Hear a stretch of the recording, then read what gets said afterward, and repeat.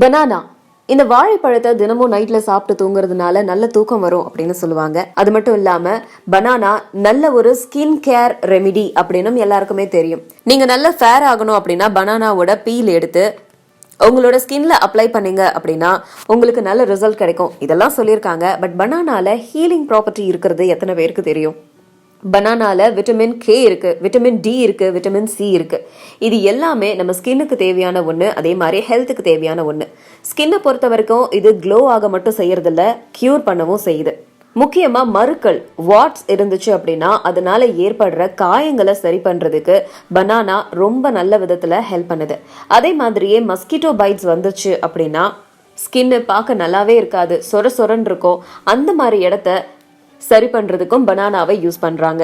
இது எல்லாத்துக்கும் மேல வெட்டு காயங்கள், சின்ன சின்ன காயங்கள், நீங்க ஸ்கிராச் பண்றதுனால ஏற்படுற காயங்கள், இந்த மாதிரியான காயங்களை கூட வாழைப்பழம் சரி பண்ணுது.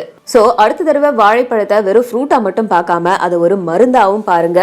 நம்ம இன்னர் ஆர்கன்ஸுக்கு வாழைப்பழம் எந்த அளவுக்கு ஹெல்ப்ஃபுல்லா இருக்கோ அதே மாதிரியே நம்ம எக்ஸ்டர்னல் அதாவது ஸ்கின்னுக்கும் வாழைப்பழம் நல்ல ஒரு ஃப்ரெண்ட்லியான ஒரு ரெமெடியா இருக்கு. ஸோ அடுத்த தடவை இந்த ப்ராப்ளம்ல நீங்க அவதிப்பட்டீங்கன்னா உங்களுக்கு முதல்ல ஞாபகம் வர வேண்டியது பனானாஸ்.